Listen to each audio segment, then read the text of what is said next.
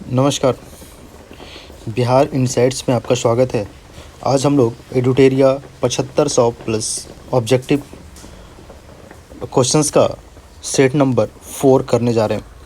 आइए शुरू करते हैं।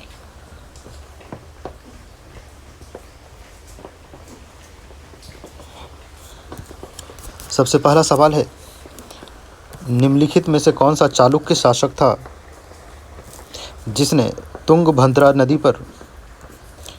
नदी में डूबकर अपना परम योग की प्राप्ति किया था? तो इसका सही उत्तर होगा सोमेश्वर प्रथम। दूसरा क्वेश्चन है, चोल मंदिर में निम्न में से कौन सी उनकी प्रमुख विशेषता थी? तो ये इसका सही उत्तर होगा विमान। चोल राजाओं के द्वारा खजुराहो के मंदिरों का निर्माण किया गया था, जिसमें कांदरिया महादेव प्रमुख मंदिर हैं। अगला सवाल है, विक्रमशिला विश्वविद्यालय में किस भिक्षु ने लगभग 200 ग्रंथों की रचना की थी? तो इसका सही उत्तर होगा अतीश दीपांकर। ये एक बौद्ध भिक्षु थे जिन्होंने लगभग 200 ग्रंथों की रचना की थी। तो विक्रमशिला विश्वविद्यालय की अगर हम बात करें तो विक्रमशिला विश्वविद्यालय ये बिहार के भागलपुर ज़िले में स्थित है। इसके निर्माण की अगर हम बात करें तो बिहार में प्राचीन समय में 3 प्रमुख विश्वविद्यालय हुआ करते थे, नालंदा, ओदंतपुरी और विक्रमशिला। तो आप इसे याद रखने के लिए याद कर सकते हैं। अगर हम ओदंतपुरी की बात करें, तो इसकी स्थापना गोपाल ने की थी, जो पाल वंश का था। दूसरा विक्रमशिला, तो इसकी स्थापना धर्मपाल ने की थी। और नालंदा विश्वविद्यालय की स्थापना कुमारगुप्त के द्वारा किया गया था। तो आप इसे याद रखने के लिए इस तरीके से भी याद रख सकते हैं, OG, VD और NK। Odantapuri Gopal, Vikramshila Dharmpal, Nalanda Kumaragupta, OG, VD और NK। इससे आपको कन्फ्यूज़न नहीं होगा। अगला सवाल है, बीजापुर के घटनाओं को सम्मिलित करना है। तो इसे हम देखें तो सूरत की पहली लूट जो है ये 1664 ईस्वी में हुई थी। दूसरी लूट 1670 ईस्वी में हुई थी। और बीजापुर के सरदार अफजल खान की हत्या 1659 ईस्वी में हुई थी। और शिवाजी के द्वारा दक्कन के मुग़ल सूबेदार शाइस्ता खान पर हमला 1663 ईस्वी में हुई थी। तो ABDC। तो इसका सही उत्तर होगा C। अगला सवाल है, दोहरे गुंबद वाला भारत का पहला मकबरा कौन सा है? तो इसका सही उत्तर है हुमायूं का मकबरा। अगला सवाल है, दिल्ली सल्तनत में मजलिस ए खलबत का अर्थ मंत्री परिषद में होता था, जिसमें कौन सा शामिल नहीं था? तो मजलिस ए खलबत मंत्री परिषद को कहा जाता था जिसमें सदर उस सुदूर शामिल नहीं था। अगला सवाल है, चरक संहिता कितने अध्यायों एवं खंडों में विभाजित है? तो इसका सही उत्तर होगा 120 अध्याय और 8 खंड। ये MPPSC में पूछा गया सवाल है। अगला सवाल है, भील सेवा मंडल की स्थापना किनके द्वारा किया गया था? तो AB ठक्कर। ये एक आदिवासी नेता थे जिनके द्वारा भील सेवा मंडल की स्थापना की गई थी। अगला सवाल है, निम्नलिखित कथनों पर विचार करें। 1857 के विद्रोह के समय ब्रिटेन का प्रधानमंत्री पामस्टन था। सही है। 1857 के समय विद्रोह के समय भारत का गवर्नर जनरल लॉर्ड कैनिंग था। बिल्कुल सही है। इससे पहले लॉर्ड डलहौजी थे जो 1848 से 1856 तक थे, और उसके बाद 1857 के विद्रोह के समय भारत का गवर्नर जनरल लॉर्ड कैनिंग थे। तीसरा है, 1857 के विद्रोह के समय युद्ध संवाददाता WH रसूल था। ये भी सही है, अर्थात इसका सही उत्तर होगा D। सारे जहां से अच्छा पुस्तक किसके द्वारा लिखा गया है? तो ये मोहम्मद इकबाल के द्वारा लिखा गया। किसने कहा था कि साक्षरता अपने आप में शिक्षा नहीं है? तो ये महात्मा गांधी के द्वारा कहा गया था। सीधी कार्रवाई दिवस की घोषणा किसने की थी? तो सीधी कार्रवाई दिवस की घोषणा मोहम्मद अली जिन्ना के द्वारा किया गया था और ये 16 अगस्त 1946 को इसकी घोषणा की गई थी। भारत छोड़ो आंदोलन के दौरान उत्पन्न दंगे किस क्षेत्र में सर्वाधिक व्यापक हुए? तो ये संयुक्त प्रांत यूपी वाले क्षेत्र में भारत छोड़ो आंदोलन के दौरान सर्वाधिक दंगे उत्पन्न हुए थे। आज़ादी से पहले इसे संयुक्त प्रांत के रूप में जाना जाता था, जिसमें उत्तर प्रदेश और उत्तराखंड शामिल था। बाद में से वर्ष 2000 में उत्तराखंड को उत्तर प्रदेश से अलग कर दिया गया। अगला सवाल है, महात्मा गांधी की पुस्तक हिंद स्वराज किस वर्ष लिखी गई थी? तो ये पुस्तक लिखी गई थी 1909 में। 1909 में गांधी जी उस समय दक्षिण अफ्रीका में अपनी सत्याग्रह कर रहे थे। गांधी जी से संबंधित और बातें देखें तो ये वर्ष 1915 का है, जब गांधी जी दक्षिण अफ्रीका से भारत आए। वर्ष 1919 का है, ये वो दौर है जब इस समय गांधी जी खिलाफत आंदोलन के साथ जुड़े, और क्योंकि इस दौरान खिलाफत आंदोलन चल रहा था। साथ ही साथ 1919 में जालियांवाला बाग हत्याकांड की घटना हुई, जिसके बाद गांधी जी ने अपनी कैसर-ए-हिंद की उपाधि वापस कर दी। और 1922 ये वो दौर है जब गांधी जी 1920 में अपनी असहयोग आंदोलन की शुरुआत किए और 5 फरवरी 1922 को हुए चौरा-चौरी घटना के बाद उन्होंने अपनी असहयोग आंदोलन को स्थगित कर दिया। अगला सवाल है, भारतीय दंड संहिता इंडियन पिनल कोड IPC जिसे कहते हैं, जो 1860 में अधिनियमित हुई, का मसौदा तैयार करने वाले भारतीय आयोग की अध्यक्षता किसने की थी? तो लॉर्ड मैकॉले। लॉर्ड मैकॉले हमारे भारत की व्यवस्थाओं के लिए एक महत्वपूर्ण नाम है। चाहे हम शिक्षा व्यवस्था की बात करें या IPC या भारतीय दंड संहिता की बात करें, इसमें लॉर्ड मैकॉले का नाम आता है। वर्तमान सरकार ने पिछले वर्ष भारतीय दंड संहिता को भारतीय न्याय संहिता में बदल दिया, जिसे भारत दंड की जगह अब न्याय की बात कही जाती है, जिसे BNS 2023 या भारत न्याय संहिता 2023 की बात करते हैं।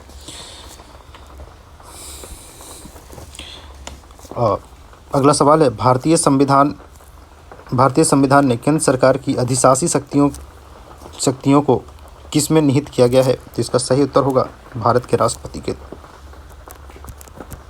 कुछ विशेष शक्तियां जो है वो भारत के राष्ट्रपति में निहित होती है। अगला सवाल है, भारत के संविधान में अंतर्राष्ट्रीय शांति एवं सुरक्षा का संवर्धन का उल्लेख कहाँ किया गया है? तो इसका सही उत्तर होगा राज्य के नीति निर्देशक तत्व में। राज्य के नीति निर्देशक तत्व की बात करें तो ये हमारे भारत के संविधान के भाग 4 में स्थित है और अनुच्छेद 36 से 51 के बीच में है। और अंतर्राष्ट्रीय शांति सुरक्षा की बात अनुच्छेद 51 में की गई है। मूल कर्तव्य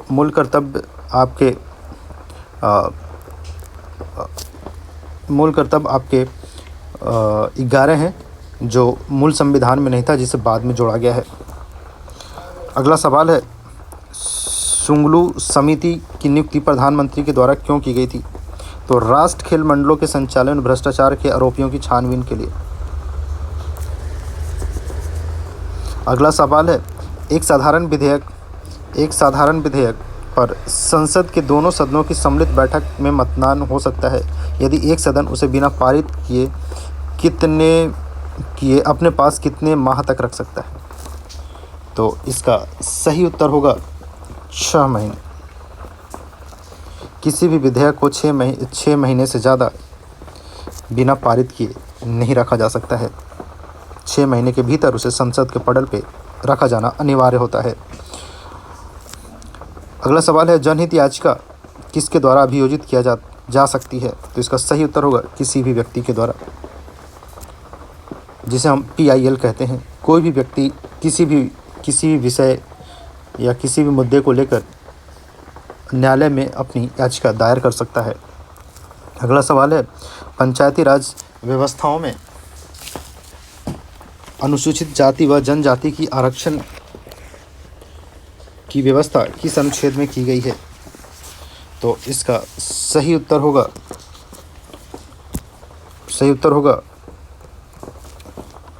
243D। पंचायती राज संस्थाओं की बात करें तो पंचायती राज संस्थानों में पंचायती राज व्यवस्था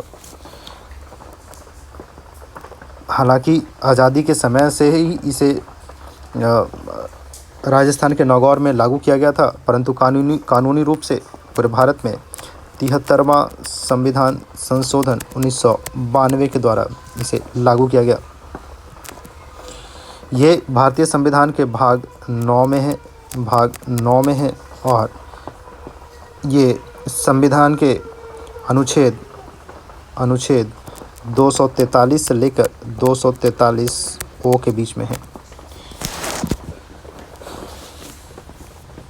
अगर हम इसके अनुच्छेदों की बात करें तो 243 अनुच्छेद 243 में परिभाषाएं पंचायती राज व्यवस्था से संबंधित परिभाषा की बात की गई है। 243A में ग्राम सभा की बात की गई है। 243B में पंचायतों के संविधान की बात की गई है। 243C में पंचायतों के गठन की बात की गई है। 243D में सीटों के आरक्षण की बात कही गई है। यही 243D जो है SC और ST आरक्षण की बात करता है। 243E में पंचायतों के कार्यकाल की बात कही गई है। 243F में सदस्यों की अयोग्यता की बात कही गई है। 243G में पंचायतों की शक्तियों की बात की गई है और इसमें 29 विषय शामिल हैं। 243H में पंचायतों के द्वारा टैक्स लगाने की बात कही गई है, तो उसको किन प्रकार को टैक्स लगाने की शक्ति दी गई है। 243I में ग्राम पंचायतों के लिए वित्त आयोग की गठन की बात कही गई है। 243J में पंचायतों के ऑडिट की बात कही गई है। रिकॉर्ड मेंटेन करने और उन सारी चीज़ों की बात कही गई है। 243K में पंचायतों के चुनाव की बात कही गई है। ये भी इम्पॉर्टेंट है। 243K ये चुनाव की बात करता है, कब चुनाव होंगे, किस प्रकार के चुनाव होंगे, ये सारी बातें 243K में कही गई है। उसके आगे है 243L। 243L में पंचायती राज संघीय क्षेत्रों में भी लागू होंगे, यूनियन टेरिटरीज में भी लागू होंगे, इसकी बात करता है। 243M में किसी विशेष परिस्थिति में इसे लागू नहीं किया जा सकता, इसकी बात करता है। 243N में पंचायती राज व्यवस्था पहले से जहां जिस रूप में विद्यमान है उसी रूप में लागू होगा, इसकी बात करता है। 243O में ये कहा गया है कि चुनावी मामलों में न्यायालय का किसी भी प्रकार का हस्तक्षेप नहीं होगा, अर्थात पंचायती राज चुनाव में किसी भी प्रकार के मामले में न्यायालय का हस्तक्षेप नहीं किया जा सकता है। उसके लिए राज्य का चुनाव आयोग उसका निर्णय लेने में सक्षम होता है। इस प्रकार पंचायती राज चुनाव के ये 16 आर्टिकल 16 अनुच्छेद हैं जिनके बारे में हमने देखा। पंचायती राज व्यवस्थाओं से संबंधित कुछ महत्वपूर्ण समितियां बनाई गई थी जिनके आधार पर अभी वर्तमान समय में पंचायती राज व्यवस्था लागू है, जिसमें कुछ पहला है बलवंत राय मेहता समिति, दूसरा है अशोक मेहता समिति, तीसरा है GV राव समिति, चौथा है LM सिंधवी समिति, पांचवा है थुंगन समिति, छठा है गाडगिल समिति। इन सभी समितियों में बलवंत राय मेहता समिति को वर्तमान समय में लागू किया गया है, जो 1957 में इसे गठित किया गया था और ये 3 स्तरीय पंचायती राज व्यवस्था की बात करते हैं, जिसमें ग्राम पंचायत, पंचायत समिति और जिला परिषद की बात कही गई है। अगला सवाल है, भूमि के आंतरिक भाग में किस चट्टान का निर्माण ऊष्मा और दबाव के कारण होता है? तो इसका सही उत्तर होगा कायांतरित चट्टान। इसका सही उत्तर होगा कायांतरित चट्टान। अगला सवाल है, भारत में कौन से महीने में वापसी मानसून, लौटता हुआ मानसून के लिए जाना जाता है। तो ये इसका सही उत्तर होगा अक्टूबर और नवंबर। और ये केरल के आसपास वाले क्षेत्रों में ये वर्षा करता है, तमिलनाडु और केरल के आसपास के क्षेत्रों में ये वर्षा करता है, लौटता हुआ मानसून। उसके बाद अगला सवाल है पीर पंजाल, पीर पंजाल श्रेणी किस में आता है? तो ये आता है लघु हिमालय में। हिमालय की श्रेणियों की बात करें, हिमालय की श्रेणियों की अगर हम बात करें तो हिमालय की जो कुछ महत्वपूर्ण श्रेणियां हैं उसे आप नाम से याद रखेंगे। सबसे ऊपर है काराकोरम, उसके बाद है लद्दाख, उसके बाद है जास्कर, उसके बाद है पीर पंजाल जो नेपाल, उत्तराखंड, नेपाल, सिक्किम, अरुणाचल प्रदेश की तरफ बढ़ जाता है। अर्थात सबसे पहले है काराकोरम, उसके बाद है लद्दाख, उसके बाद है जास्कर, उसके बाद है पीर पंजाल और उसके बाद है धौलाधर। और सबसे नीचे वाले हिस्से को हम क्या कहते हैं? शिवालिक। तो ये मध्य हिमालय के बाद जास्कर तक मध्य हिमालय, उसके बाद ये लघु हिमालय की श्रेणी में हिमालय आ जाता है। तो पीर पंजाल लघु हिमालय की हिस्सा है। उसके बाद है अगला सवाल है आम्रवर्षा मैंगो शॉवर, ये किसके लिए उपयुक्त होता है? तो मैंगो शॉवर मानसून पूर्व वर्षा के लिए इस्तेमाल किया जाता है। ये आम्रवर्षा गर्मियों के दिनों में होता है और ये जब मानसून की शुरुआत हो रही होती है तो और ये केरल के हिस्सों में इसका आम्रवर्षा देखा जाता है। अगला सवाल है वह कौन सा आकाशीय पिंड है जो परिभ्रमण और परिक्रमण लगभग समान अवधि में पूरा करता है? तो इसका सही उत्तर होगा चंद्रमा। ये लगभग 27 दिन में अपनी परिक्रमा पूरा करता है। ये अपने अक्ष पे भी ये 27 दिन में घूमता है और पृथ्वी की परिक्रमा ये लगभग 27 दिनों में पूरा करता है। तो ये इसका सही उत्तर होगा चंद्रमा। अगला सवाल है यदि मांस को 140 डिग्री पर से अधिक पर पकाया जाता है तो इसमें कौन सी अभिक्रिया होती है? तो इसका सही उत्तर होगा मेलॉर्ड अभिक्रिया। अगला सवाल है निम्नलिखित में से किस विद्युत चुम्बकीय तरंग का सबसे अधिक आवृत्ति होती है? तो इसका सही उत्तर होगा गामा तरंग। अगला सवाल है निम्नलिखित में से किन कारणों से इंद्रधनुष का निर्माण होता है? तो इसका सही उत्तर होगा अपवर्तन, परावर्तन और प्रकीर्णन। इसमें इंद्रधनुष में अपवर्तन, परावर्तन और परिकर्णन के कारण बारिश के समय जब बारिश की बूंदों पर सूर्य की किरणें पड़ती है तो ये इंद्रधनुष का निर्माण होता है और इसमें कुल 7 रंग होते हैं जिसे हम वेवग्योर के नाम से जानते हैं। वेवग्योर के नाम से जानते हैं, जिसमें सबसे अधिक इसका जो प्रकीर्णन होता है वो मुड़ता है वो वॉयलेट है, वैगनी रंग है और सबसे कम जो है इसकी तरंग दैर्घ्य सबसे ज़्यादा रेड रंग की होती है। अगला सवाल है बुलेट प्रूफ जैकेट के लिए आमतौर पर किस सिंथेटिक फाइबर का निर्माण होता है? तो इसका सही उत्तर होगा केवलर। ये पिछले बीपीएससी में पूछा हुआ सवाल है। अगला सवाल है प्रति उधर्वपातन अर्थात उधर्वपातन का उल्टा। उधर्वपातन में क्या होता है? ठोस सॉलिड जो है ये डायरेक्टली गैस के फॉर्म में चेंज हो जाता है। तो प्रति उधर्वपातन में ये इसका उल्टा होगा, अर्थात गैस जो है ठोस के फॉर्म में।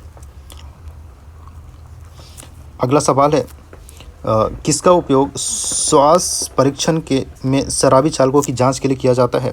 तो इसका सही उत्तर होगा पोटेशियम डाइक्रोमेट। ये भी बीपीएससी 66 या 67 का पूछा हुआ सवाल है। अगला सवाल है ब्रुसेलोसिस नामक बीमारी किसके कारण होती है? तो इसका सही उत्तर होगा जीवाणु। अगला सवाल है एक समान वयस्क मानव शरीर में लगभग कितना ग्राम मैग्नीशियम होता है? तो ये लगभग 25 ग्राम मैग्नीशियम होता है। सूक्ष्म जीव मृत पौधों में किसका उत्पादन करने के लिए कार्य करते हैं? तो इसका सही उत्तर होगा ह्यूमस, जिसके कारण उसे पोषण वगैरह प्राप्त होते हैं। अमीबा में भोजन का पाचन किस में होता है? तो ये भोजन रसधानी में। अगला सवाल है जल के पुनः अवशोषण में किस हार्मोन की महत्वपूर्ण भूमिका होती है? तो इसका सही उत्तर होगा वैसोप्रेसिन। अगला सवाल है गर्भनाल में कितनी धमनियां होती है? तो ये इसका सही उत्तर है 2।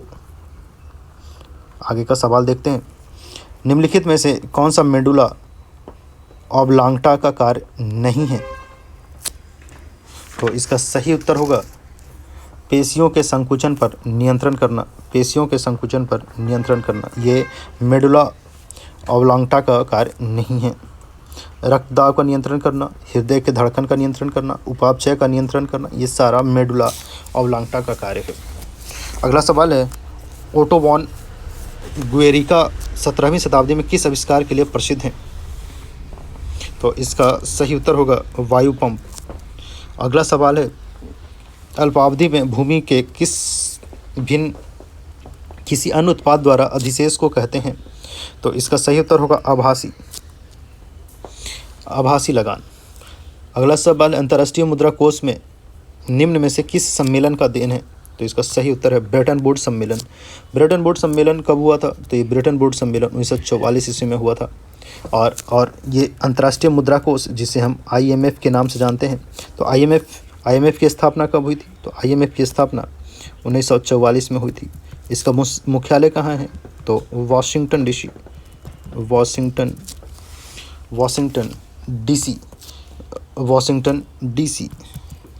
तो वाशिंगटन DC कहाँ है? वाशिंगटन DC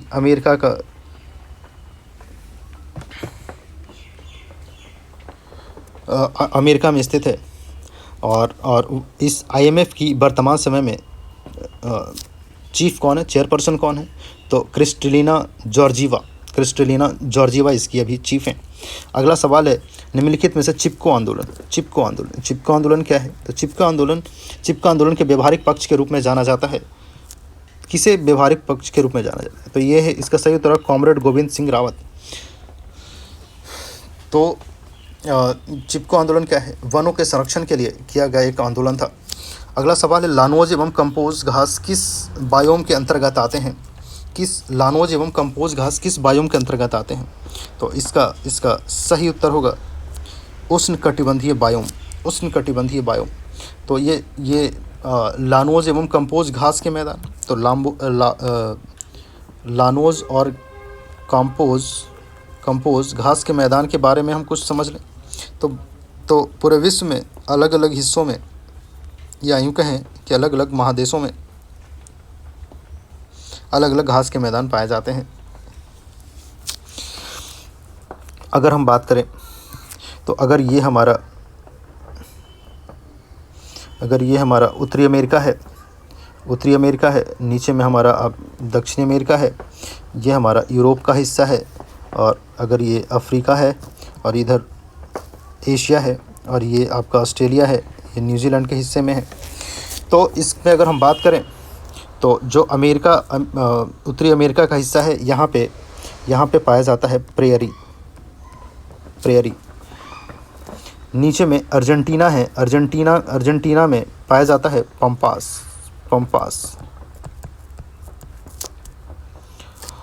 अगर इसके दक्षिणी अमेरिका के ऊपर वाले हिस्से में वेनेजुएला है, इस वेनेजुएला में पाया जाता है, अब वेनेजुएला के पास में ही है कोलंबिया, यहाँ पे पाया जाता है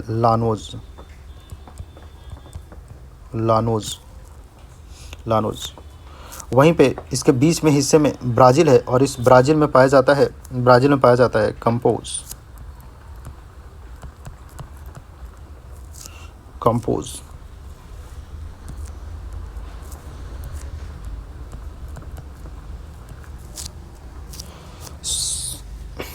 साउथ अफ्रीका में पाया जाता है, अफ्रीका में सवाना।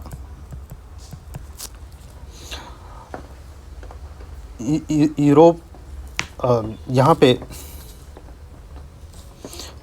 हंगरी में पाया जाता है स्टेपिस।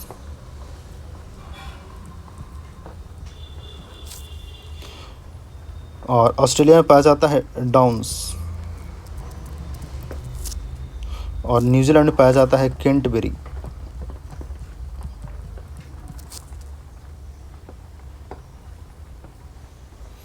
तो ये कुछ प्रमुख घास के मैदान आप ध्यान रखेंगे। तो लानोज कहाँ पाया जाएगा? तो वेनेजुएला और कोलंबिया में। कंपोज कहाँ पाया जाएगा? ब्राज़ील में। अगला सवाल है, निम्नलिखित में से कौन सा टेरेस्ट्रियल बायोम का उदाहरण है? तो इसका सही उत्तर होगा टैगा। तो टेरेस्ट्रियल बायोम क्या होता है? तो टेरेस्ट्रियल बायोम उसे कहते हैं जहाँ पर एक जैसी जलवायु, एक जैसी जलवायु, एक जैसी जलवायु, एक जैसी वनस्पति और एक जैसा जीव जंतु पाया जाता है, एक जैसी, उसे क्या कहते हैं? टेरेस्ट्रियल बायोम कहते हैं। टैगा, टैगा टैगा कौन सा क्षेत्र है? तो टैगा उत्तरी ध्रुव वाले क्षेत्र को टैगा क्षेत्र कहते हैं। तो टैगा चूँकि उत्तरी ध्रुव है, तो उत्तरी ध्रुव में पूरे बर्फ वाले क्षेत्र हैं, तो यहाँ पे जलवायु भी एक जैसी होती है, क्योंकि सूर्य का प्रकाश यहाँ पे नहीं होता, यहाँ पे ठंड बहुत ज़्यादा होती है, यहाँ पे वनस्पति बहुत रेयर होते हैं और यहाँ पे जीव जंतु भी बहुत रेयर पाए, जो भी पाए जाते हैं वो एक जैसे ही होते हैं। तो इस प्रकार से टेरेस्ट्रियल बायोम के उदाहरण टैगा होगा। अगला सवाल है G20 के 18वें सम्मेलन का, G20 के 18वें सम्मेलन का आदर्श वाक्य क्या था? तो इसका सही उत्तर होगा एक पृथ्वी, एक फैमिली, एक भविष्य, one earth, one family and one future.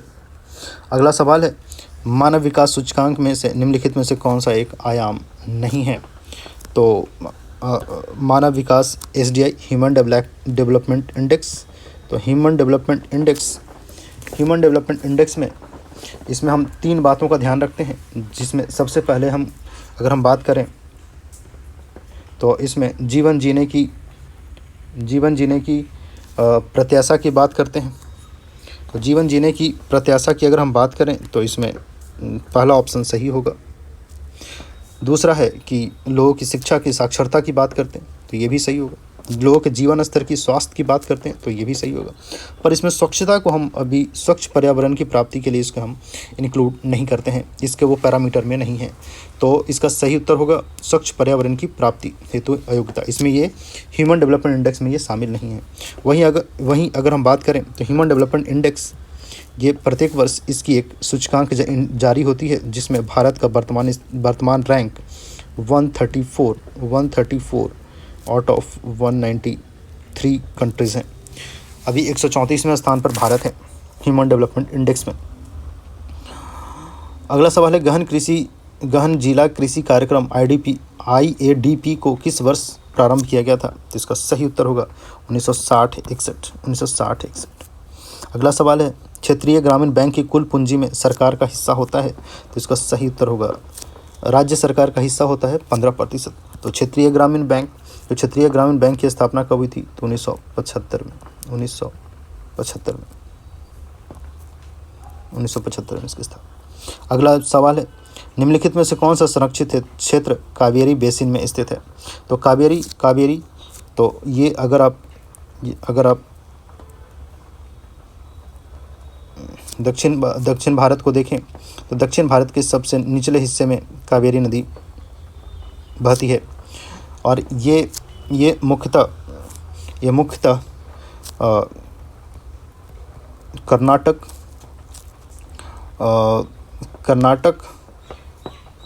Kerala और तमिलनाडु ये 3 राज्यों से होकर गुजरती है और इसी आसपास जो इसके क्षेत्र होंगे वही कावेरी बेसिन कहलाएंगे। तो इसमें अगर हम इसके ऑप्शंस पे अगर देखें तो नागरहोल राष्ट्रीय उद्यान, तो नागरहोल राष्ट्रीय उद्यान कहाँ है? तो ये है कर्नाटका में। पापीकोंडा राष्ट्रीय उद्यान ये कहाँ है? तो ये है आंध्र प्रदेश में। सत्यमंगला बाघ रिजर्व कहाँ है? तो ये है तमिलनाडु में। और वायनाड वन्यजीव अभ्यारण्य कहाँ है? तो ये केरला में। हमने ये देखा कि कर्नाटक, केरला और तमिलनाडु के क्षेत्र में कावेरी बेसिन है। तो इसका अगर इस तरीके से देखें तो इसमें सही उत्तर कौन से हो जाएंगे? कर्नाटक, तमिलनाडु और केरला के क्षेत्र में। तो इसका सही उत्तर होगा 1, 3 और 4। तो इस प्रकार ये हमारा आज का चौथा सेट कंप्लीट हो गया। इसमें कुछ अस्मरणीय तथ्य हैं जिसे भी हम देख लेते हैं। कृषि का प्रथम साक्ष्य प्राप्त हुआ है तो कहाँ से? मेहरगढ़ से। चावल का मेहरगढ़ कहाँ है? अभी पाकिस्तान के क्षेत्र में है। चावल का प्राचीनतम साक्ष्य कहाँ प्राप्त हुआ है? कोल्डीवा का है, उत्तर प्रदेश में। आग का आविष्कार कब हुआ? पुरापाषाण काल। सबसे पहले आग की आविष्कार हुई।